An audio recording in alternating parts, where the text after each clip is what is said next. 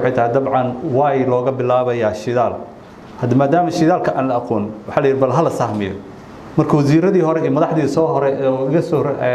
ودنك سومري si loo tijaabiyo waxa la yiraahdaa shidaalka lagu bilaabo soo marka sidii ku noqotay ninka koowaad ee looga yeeray arintan ka hadla inaan aniga noqdo aniga magacayga waxa la yiraahdaa Maxamed Mukhtaar hadii la yiraahdo waxa aan maanta topic aan ka hadlayno waxay tahay Soomaaliya waxa la aaminsan yahay inuu ku jiro kheyraadka aan rajaynayno inuu wadankeena ku jiro sideen u qaybsanaa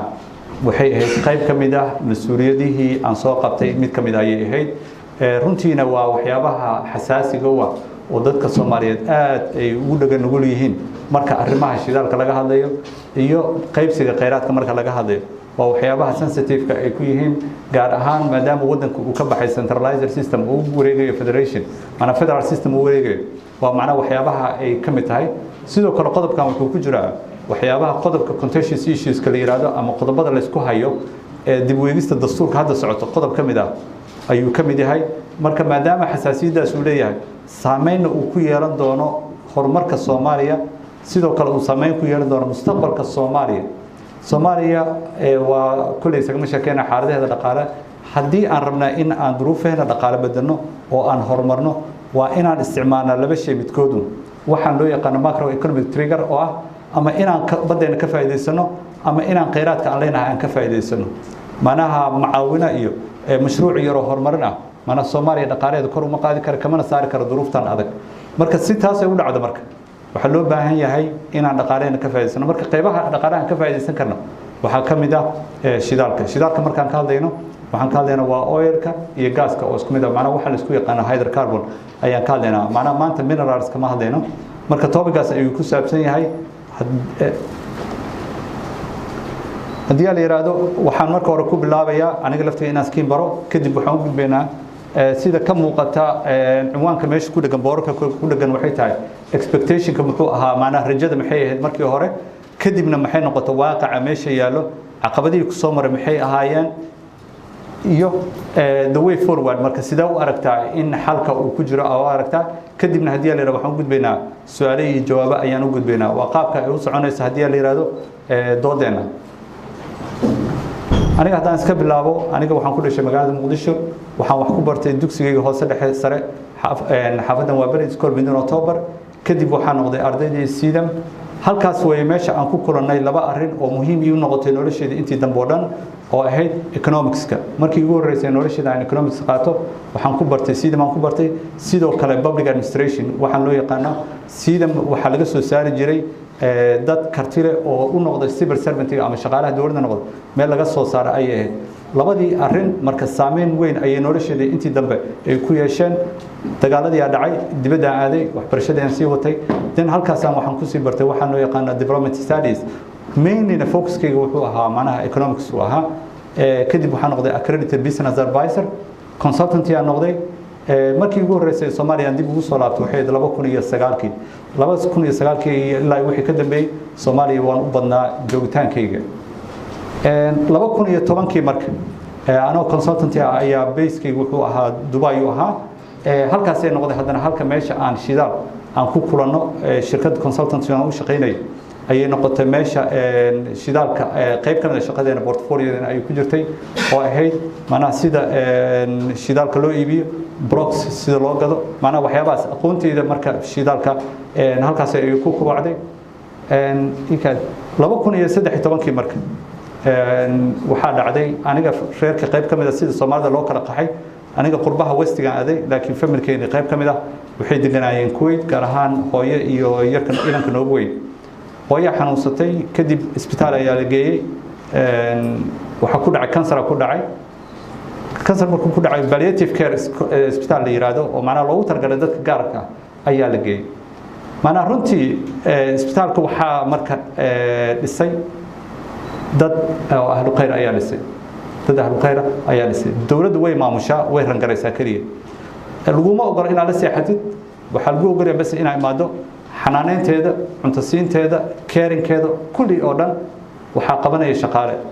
adiga waxaad ka tahay marti ayaad ka tahay macnaha waa laga jecel yahay qofkii waa laga jecel yahay runtii macnaha حد كبني آدم أنت بني آدم لو ذلك ayay dadkaasi shaqaalaha iyo isbitaalkaasi ay u muujinayaan qofkan 2013 ahayd bishii Oktoobar 16 ayay xijaabatay habeenay ahayd waa la joognay meesha ku xijaabatay subaxii waxa noo yimid maamulka noo yimid marka waa noo tacsiideen waxay yiraahdeen laakiin waxaan rabnaa macluumaad dheeraad in aan sheegno waxaa jiro dad ahlu khayr ah oo aan rabin inay isu keen sheegaan laakiin hooyo u xajiyay oo bas aan rabtiin inaa ogaatiin kaliya laakiin aan doonayn inaa ogaataan iyo inaa isbarataan waxba aan rabin imagine marka mana dadkaas waa dabcan dad Kuwaitina ma dad Soomaali maaha ma yaqaanaan mana rabaan inay bartaan laakiin Ilaahay daraadiis ay u sameeyeen manaha iyo isbitaalkaasi waxa soo markaa aragtay way ku taabanaysaa macna muwaadin ma aha iyada muwaadinad ma Kuwaitiyad ma waa Soomaaliyad laakiin bas iqaamad ay haysaa isbitaalka markay dhisayeen uma aysan dhisin ayadu uma aysan dhisin dadka Kuwaitiinta dabcan u dhiseen iyo dadka kale oo u baahda ay u dhiseen laakiin waxa soo dhan waxay u sameeyaan ma aha dadkaas inay qanciyaan ma Ilaahay daraadiis ay u sameeyaan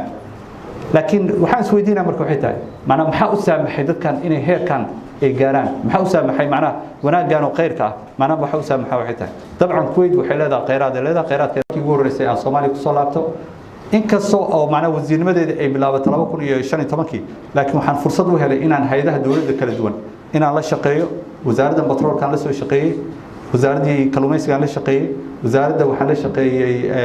wasaaradda amniga la shaqeeyay xafiiska madaxweynaha ka soo shaqeeyay wasaaradda humanitarian affairs ka ama macnaha bani'aadamnimada aan consultant kula shaqeeyay soo marka maanan ahayn qof marka uu wasiirka noqonayo banaanka ka yimid ma ahayn qof aan fahamsanayn qaabka uu shaqeeyo systemka iyo caqabadaha jira iyo duruufaha jira maanan ahayn dabcan inkastoo ay kala duwan tahay markaad wasiir noqoto roolka aad ciyaarayso iyo marka aad tahay ama la taliye ama aad tahay agaasime way kala duwan yihiin laakiin dabcan maana fursad waxay ii siisay hay'adihii dawladda inaan kala shaqeeyo sidoo kale waxaan madax ka soo noqday mashruucii DDR ama mashruucii dhaqan celinta disarmament and demobilization rehabilitation loogu sameeyay shabaab dad ka soo baxay laftigeeda mar ayaan maamulo ka noqday marka hay'ado kala duwan oo dawladda ayaan la soo shaqeeyay taa marka waxay ii saamaxday marka inaan wax badan ka barto qaabka governance ama qaab maamuleedka ama hay'adaha dawladda u shaqeeyaan sidoo kale waxaan qorshahooda wax ka dejiyay wasaaradda batroolka laftigeeda sidoo kale wasaaradda kalluumaysiga sidoo kale wasaaradda amniga laftigeeda marka fikrad fiican ayaan ka haystay manaha wasaaradda qorshaheeda waxa ay qabato iyo arrimaha quseeyo dhan soo marka maanan ahayn dhankaas marka laga fiiriyo qof ku cusub oo dibadda inta ka yimid boorsidiisa asoo wasiir iska noqday maanan ahayn waxaan ahaa qof la socday systemka iyo qaabka uu shaqeeyo laakiin still markaad ku fadhiisato kursiga way ka duwan tahay marka aad cusub tahay oo la xiiseynayo waa wado haddii dawladda macnaha culays siyaasadeed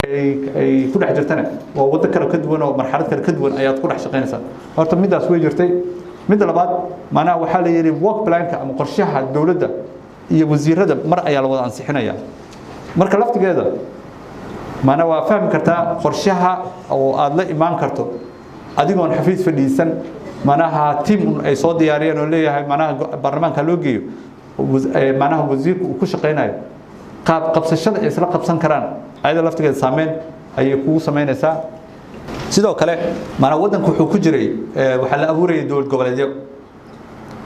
goboleedyo ayaa la abuurayay I hope macnaha wasiiradu waa inuu maalin imaan doono kaga shaqeyn doono maamulada sameeyntooda laakiin literally macnaha waxa markii nala soo ansixiyay baarlamaanku soo ansixiyay wasiirada qaarkood hataa meesha fadhiisan fursad u meelayeen inay fadhiistaan xafiiskooda automatically hore waxay ka aadeen dawlad goboleedyada ka aadeen sababtoo marka shaqada taagan ayay ahayd marka culays siyaasadeed lahaayeen mid macnaha dhaqaale lahaayeen mid shaqay lahaayeen oo ahayd in laga qayb qaato macnaha Jubbaland markaas way jirtay oo macnaha laakiin waxa la sameeyay baarlamaanka iyo waxyaabo saas oo kale la sameeyay ayadu macnaha waxay u baahnayeen effort ay u baahnayeen sidoo kale South West ayada laftigeeda waa tii la isku haystay 6 iyo 3 iyo sameynteeda teamkeena macnaha Ibrahim Yarow iyo Khalid iyo waqti badan geliyay si loo shaqeynay sidoo kale waxa taagneed arrintii galmudug ayaa taagneed ayada markaa Hirshabelle may socon Hirshabelle gadaal ay ka bilaabatay soo marka waxa soo dhan marka saameyn ay nagu lahaayeen shaqadeena ay nagu lahaayeen waxa soo haray mid labaad u gudbaa waxay tahay wasaaradda macnaha waxa ku qornaa waxa mareynaa ilaa 65 qof meelahaas aan mareynaa wax ka yar 70 qof ayaa ku qornaa manaha dadka joogay ee wasaaradda markaas ee ka soo shaqeeyay petrol oo manaha aqoon ayagoo leh kaga shaqeeyay petrol mana aad u xadidnaayeen runtii aad u xadidnaayeen dad kale mana dad waa jiraan aqoon leh laakiin manaha markii dagaalada dhaceen kadib ayay dad ku soo laabteen markii dagaalada dhaceen kadib ayay dad ku soo laabteen laakiin manaha dadkii hore ee manaha ka shaqeyn jiray wasaaradda macdanta la dhigi jiray mana waa qiyaas kartiin ama waa dad howlgab noqday ama dad wadan ka tagay ama dad dhintay ay isugu jiraan marka manaha aqoonta bani aadamka ee meesha taalay manaha way yaraayeen sidoo kale dhalinyarada joogtay laftigeeda manaha maada ahaan waxay barteen mana ma ahayn waxyaabo relevant ku ah markaas qaarkood petroleum relevant ku ah ma ahayn mana qaar waxa laga yaabaa inay international relations barteen ama public administration barteen ama mana way fiican yihiin laakiin still mana baahida ee bani aadam ee ka jirto wasaaradda manaha aad ay u weyneed intaasna macna waxa dheeraa institutional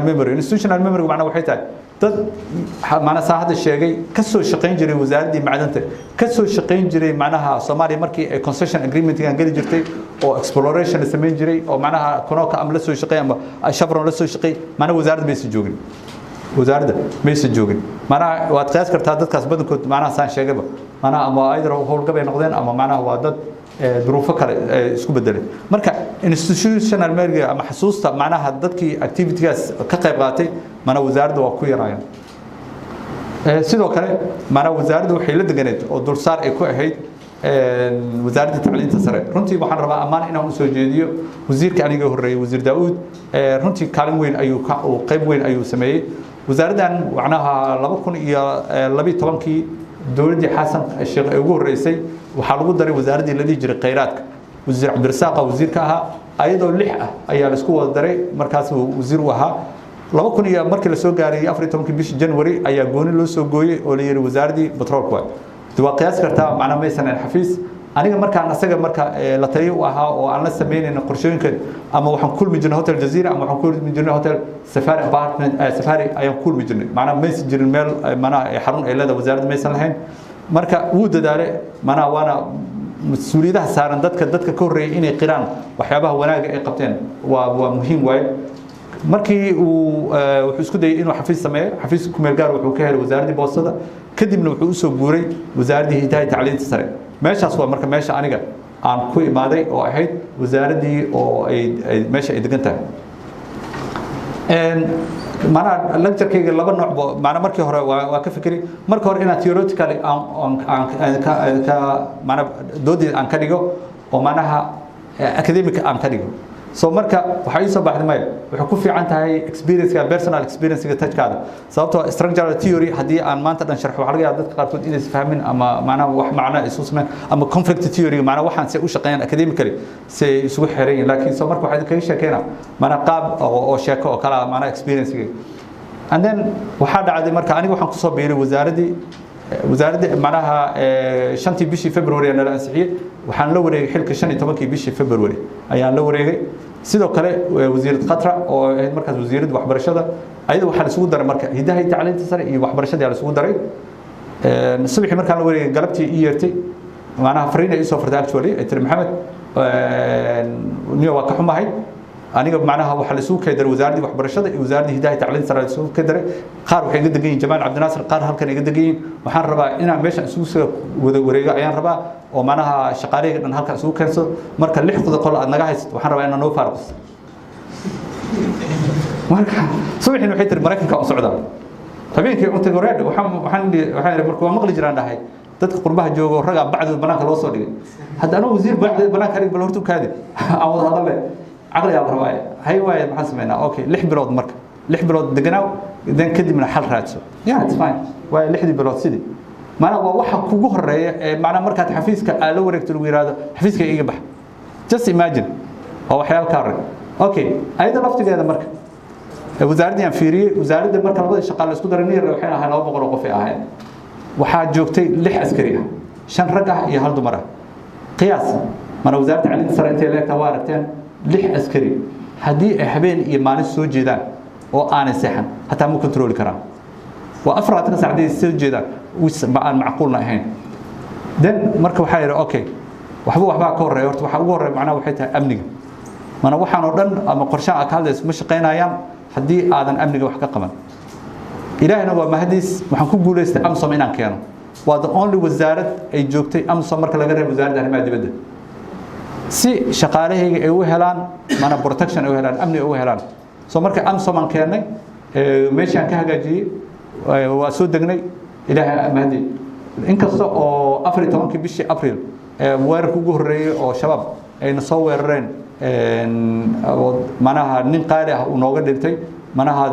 17 qof ku dhimatay laakiin manaha ciidankeena oo waardiyaha nin qaali ah ayaa nooga dhintay Allahu naxariisto soo marka saneere marka waxay ahayd xanuun ay lahayd laakiin haddana haddii inta yar aan dadaal lahayn manaha shaqaalaha way intaas culays uu ka badnaan lahaa actually waxaan sameeyay guriga ka dambeeyaan degay darbigan jibiyay marka meesha waxay ahayd meel oo laga baxo marka kulli shaqaalihii meesha ka baxeen maalintii exit macnaha emergency ay ka wada dhigteen waxaa iga horreeyay marka aniga maadaama aan 15 bishii February la wareegay waxaa 13 hadal jeediyay wasiirkii iga horreeyay markaas ay xilka sii wareejinay Daawud ayaa sii wareejiyay oo wuxuu yiri waxaan filaynaa inaan shidaal soo saarno 2020 ayaan shidaal filaynaa inaan soo saarno mas'uuliyadaas anaga u dhacaysa marka xilka ana la wareegay mugta in mana time table-kaas ana la sameeyay soo marka laftigeeda macnaha waxay kamid ah waxyaabaha operationka keenay ayay kamid ahayd waxyaabaha oo aan culayska kala kulmay waxa kamid ah work ethics-ka manaha badana shaqaalaha markii hore maadaama amniga aanu sugnayn mana culture waxa jiray ah in wasaaradda marmar la yimaado marka maadaama amson aan keenay aniga waxaan ku adkeysanaa waxay tahay waa in shaqada la yimaado waxa qasab ah shaqada in la yimaado manaha laftigeeda in dadka ay la qabsadaan oo ay soo shaqo tagaan manaha waa culturally waa manaha wax u baahan dagaal waay manaha wax fudud ma okay intaas waxa dheereen marka pressure intaas waxa dheereed pressure oo ah maanta aad meesha imaado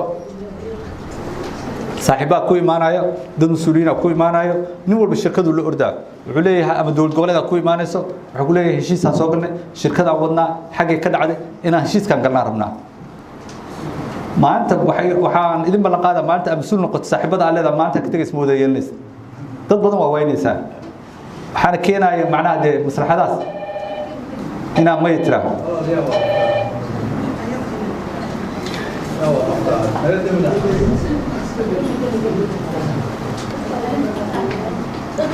sidoo kale mana waxyaabaha barasharka oo keenay waxa kamid ahayd mana markaan xukunka la wareegnay bishii afraad oo markaan macna wasiirka ahay waxa soo baxday reportkii Morton Group ka soo baxday oo Somo Oil ee lagu dhaleeceynaayo soo baxday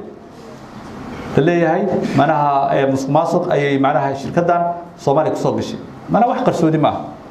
shirkadaas 2013 ayaa wasiir Cabdirasaaq markaas wasiirka petroolka ah heshiiska uu la galay oo ahayd heshiiskan sahminta Somo Oil wasiir Daawud oo iga horeeyay 2014 ayuu wuxuu la galay heshiiska inay ka caawiso shaqaalaha marka hal arin aan rabaa in dadka Soomaaliyeed ay si fiican u fahmaan manaha waxa uu Daawud la galay waxay ahayd manaha mushaar EC dadkii staff ah ama dad shaqaale muhiim ah oo wasaaradda ka shaqeeya sidaan sheegay mana markuu wasaaradda la soo wareegay ma joogin dad experts ama joogin dad aqoon leh ma aysan joogin mana hadii aad rabto marka hay'ad inaad dawladda dhisto waxaad u baahan tahay dad shaqaale ah mushaarka dawladda waa ognahay manaha waa xadidan yahay dad manaha aqoon leh ama experts ah mana kugu imaanayaan $700 kuma shaqeynayaan mana mushaar ka badan waa inaad siiso marka wuxuu sameeyay marka wuxuu yiri waxaan u baahnaa dad oo kii staff ah oo ila shaqeeyo dabcan manaha mushaar u siinay qaarkood marka dadka oo experts ka ah marka ayaa waxa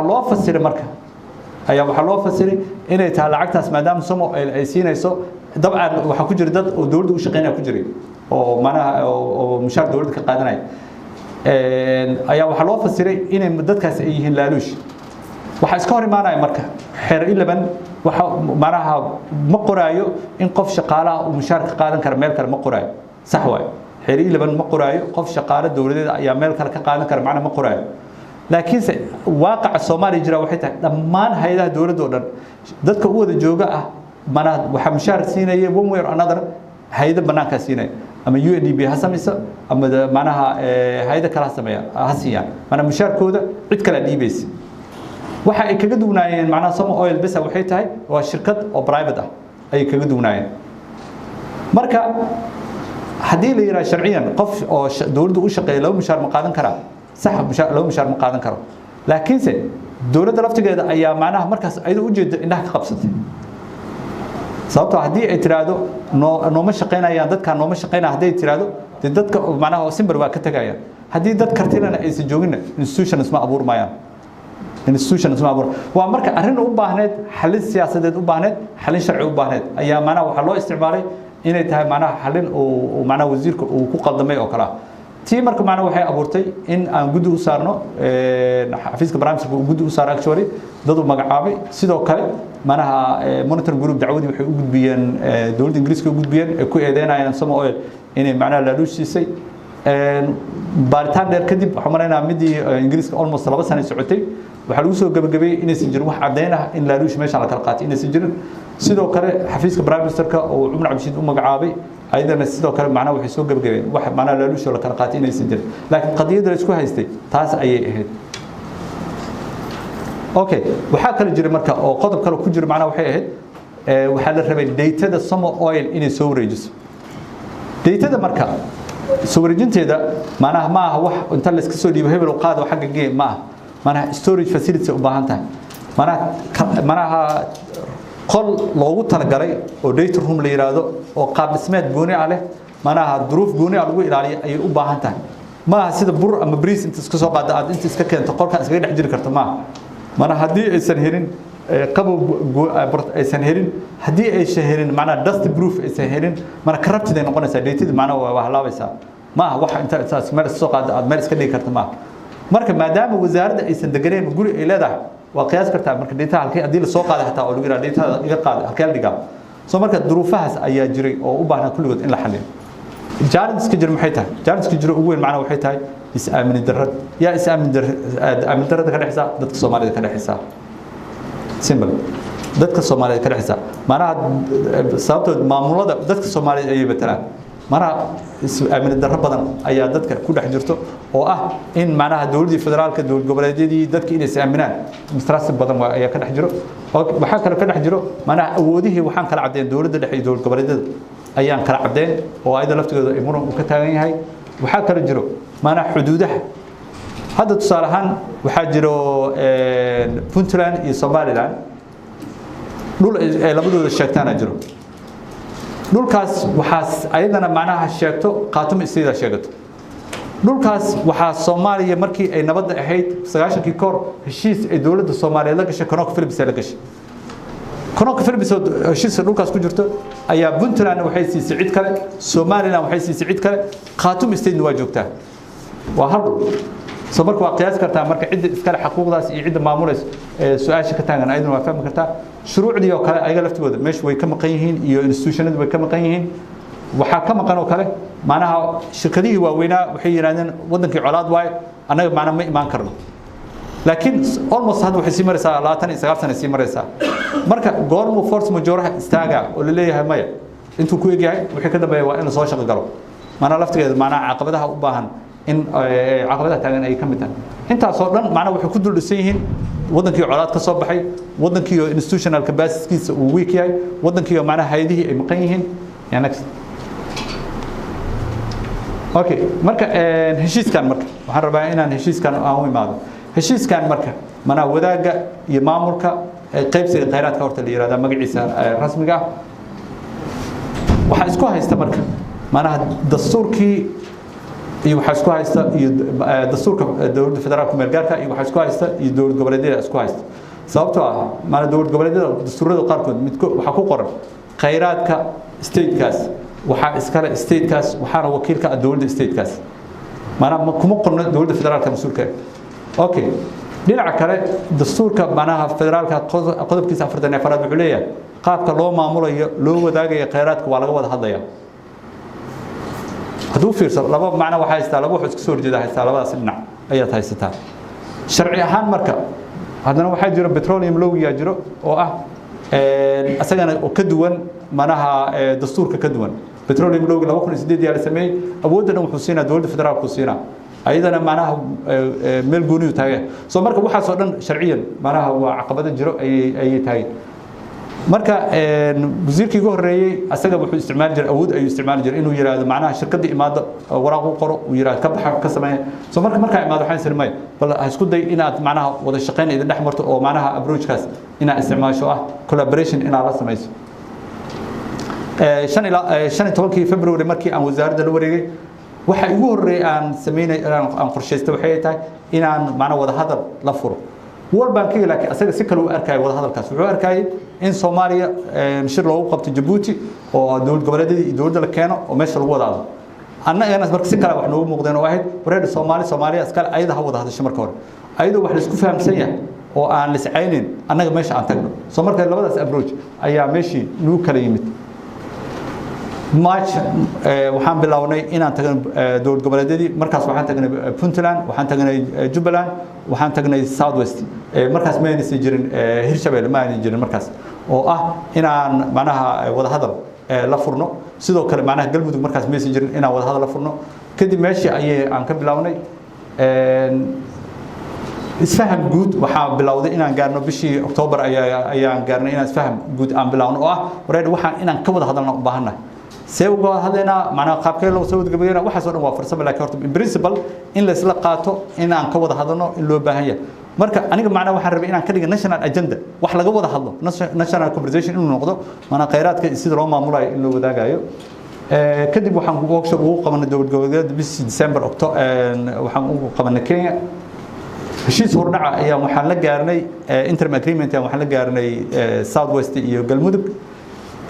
جون 2018 كدب waxaan ugu yimid doorashooyinkan ugu yimid hadaladii waa istaageen kadibna macnaha 2018 bishii April ay dawladda dib u bilowday inay wada hadaladii la sameeyo bishii Baydhabo lagu soo gabagabay 2018 heshiiskii ugu horeeyay ee dawladda dhexe iyo dawlad goboleedyada isla wada gaaraan ee ku saabsanaa maamulka iyo wadaaga iyo qaybsiga kheyraadka next kan wuxuu ahaa markii aan la kulmeynay dawlad goboleedyada qaarkood South East oo kale next كان ومعناه شيء كان يقول قارني معنا I'm sure هذا الرجال ما يركض دون كل جيران صح كان واحد workshop كان قبلنا كسر كان واحد شيء كي بعده بلو قار لابو كون يصير طبعا كي أوكي شيء كي بعده مرك هرتوا step في عن أو هر لو قادوا step في عن أو هر لو قادوا لكن أسأل لفت جيسا معنا واحد جرتو وحيابا كم مكان بيبران كقري وأنا لو بدأ جدت مسؤوليته هذا الجوجو معناها صابته وحن قرن الصوماليات إدارة الصوماليات كله معناها معها وهالقف أمهال معمول ولا ما كل جينا وضله صومرك وفي عينها لك وحيابا كم كان كجرو أو كم تاي معناها هالشيء معناها هرتل أنا جواجن وحن أدري حين إن عندنا هرتل هالشيء كم الجاربة صابته ما دام constitutional review وصعده معناها معنى بدنا وحلقة هذا كاركود إن نوصل لكن مهم وحا إن هالشيء سيدا إلا لا يجاري كان رسمي إن على قدر إن هالشيء رسمي sababtoo wadada wax laga yaabaa in kaga dhigtaan waxaan rasmi ahayn manaha ma laga hadli karo manaha waa laga yaabaa inay caqabad keento sidoo kale waxa la isku daray lama kala saarin inta aadaysa dastuurka iyo inta aadaysa petroleum lowga maadaama constitutionka uu socdo wax kasta hadii constitutionka lagu daro hadhow aad u dhib badnaanaysa in la bedelo soo marka macnaha waxyaabo badan constitutionka lagu daro waxana waa principles ka lagu daraa laakiin macnaha hadii aad wax kasta ku darto constitution hadhow inaad bedesho constitution macnaha wax sahlan ma soo marka wuxuu u baahan yahay kala saaro oo leeyahay okay intaan waa principles waxay aadayaan dastuurka intaana macnaha waxay aadayaan petroleum laws iyo waxa kale aadayaan sidoo kale waxa meesha la isku daray petrolki minerals ka la isku daray run waa labada dhulka laga wada qodaa laakiin shaqo isku male mana qaabka loo maamuray aad u kala duwan yahay marka wuxuu u baahan yahay kala saaro sidoo kale heshiisyo badan la gaar 1990 wixii ka dambeeyay ay laftigooda wuxuu u baahan yahay la maareeyo mana dawladda Soomaaliyeed manaha lama wada dhigi karo manaha heshiisaas dhan ma wada aqoonsan lama wada dhigi karo heshiisaas dhan ma aqoonsanahay marka case by case in loo dul istaago oo waxa laga gaar ay u baahan yihiin sidoo kale manaha waxa la yiri waxa loo qaybsanaa 45 loo qaybsanaa ayadoo aan la sheegin federationka responsibility uu ka qaadayo dawlad goboleedka manaha waa adigoo yiri dakhliga gurigeena soo galo waxaan kala qaybsanaynaa 50-50 tusaale ahaan ama waxaan kala qaybsanaynaa hataa 55-45 aan kala qaybsanaynaa hay waaya okay laakiin hadhow aan ku dhaho ma korontada adaa bixina biyaha adaa bixina gaaska adaa bixina cuntada adaa bixina walaal macnaheedu kan horta waa inaan la xisaabiyo inaan dhahno okay adi maxaa mas'uul ka tahay adi maxaa mas'uul ka aan wada qaybsano markaan taas sarafan proportional marka aan ku salayno waxa aniga aan qaybsanayno laakiin inaan ku dhahno intaasaan kala qaadanayna hadhowna ay ugu soo jeestaa tiraad ay adiga leeyahay mana wax macno badan musma ama population kala saaro poverty kala saaro waxyaabo badan u baahan consideration in la siiyo mana it's not that sidoo kale معناها لو مدري كلوسة amendments معناها heshiiskan waxa wax looga bedeli karaa sidaas wax looga bedeli karaa معناها heshiisyada dhan caalamka marka la qoraayo marka ugu dambeys waxa lagu soo daraa hadii la rabo heshiiskaas in la bedelo sidaas wax looga bedeli karaa laakiin hadii aad ka tagto معناها waa albaabka ka xirtay hadhow waxa kugu adkaana laftiga inaad bedesho okay maxaa marka ya ha the way forward marka maxaa inaan siyaasadda ka wada hadalno ku heshiino that's the first step waaye sidoo kale manaha dastuurkan in la dhameystiro ayadana waa laga maarmaan shuruucaha loo baahan yahay ama ha noqoto manaha regulationska ha noqoto commercialka technicalka waxyaabo badan oo loo baahan yahay environmentka kale hadda ka soo qaad manaha environmental agency ma haysano environmental act ma haysano sharciga bay'adana ma haysano hay'adi bay'adana ma haysano oo manaha madax banaan oo xugminaysa hadda hadii aan dhahno badana manaha shida laga qora waa inay jirto manaha maritime safety agency oo kale waa inay jirto oo hay'ad manaha qaabilsan arrimaha badda safety-geeda dhigi karto manaha certificate-ka anaga bixinayno anaga manaha hawsha qabanayno waa tusaalaha waa inay jirto hay'adda si u jirtana waa sharcigeeda horta inuu jiro marka manaha waxyaabo badan naga maqan oo health and safety oo kale manaha waa naga maqan waxa soo dhan wuxuu u baahan in la sameeyo baa hadii aan rabno inaan ka faa'iideysano kheyraadkeeda sidoo kale manaha waxa lagu qasbaya dawladda Soomaaliyeed anaga waxaan qaadanaa model la yiraahdo BSA ama production sharing agreement oo ah inaan dakhliga wadaagno hadii aan wadaagayno qayb waa inaan la imaano marka dawladda Soomaaliyeed ama qaranka Soomaaliyeed waa in wax la yimaado si marka wax loo yimaado waa inay jirto Somali National Oil Company hay'adii shirkadii Soomaaliya shidaalka waa inay jirto shirkadana waxay ku darsan lahayd waa in la imaado أنا إلى أفمر لما يبان كرت هدي كم سوقات شركتي اللي يرادوا أوكي أنا وحن كينا بقولك بسيدات العقد كوب حسنا بليف من العقد بدن واي أنا we talking about billions of dollars عن كالنا هدي مركز أنا ليه ما ندور دي مركز أنا ليه ما ده كم سوقات هدي مشروع عندنا ويا 10 بليون دولار ويا هدي أنا 10% إن قادنا وحن كالنا investment كم هذين profit sharing يعني سوق قادنا هدو أنا واحد كم هذين معنا شركة دعنا إن أسكت درسنا دول سمعنا وحلي ما ده قيب سيجا شقق كمرة أنت أقدر سنس معنا أساس مو شقيسو ما دام دول كهذا ويا qaybsiga macna si kale u shaqeeya laakiin waxaan ka hadlaa hadii aad rabtay adi participation aad rabtay inaad wax ku yeelato waa inaad wax la imaado macna wax la aan soconayso soo marka ayada laftigeeda waa in oo la isu diyaariyo local contents hadii ay rabaan shirkadahaas inay wadanka ka shaqeeyaan shirkado dalka jooga waa inay jiraan oo kartidaas leh awooddaas leh aqoontaas leh oo wax ku darsan kara shirkadahaas macna hadii kale waxay noqonaysaa in shirkadihii localka ahata kuwa dibadda in laga wada keeno oo la yiraahdo macna dad Soomaaliyeed aqoontaas ma laha ma haystaan waarnimaas shirkadii laga keeno sidoo kale macna transparency-ga macna sidii macna waxaan loo maamulaa oo dadka u dareemi lahayn inay xalaal tahay oo xaq tahay oo dadka u dareeyay ayadana waa midaas oo ugu dambayso marka questions and answers waa mahadsantiin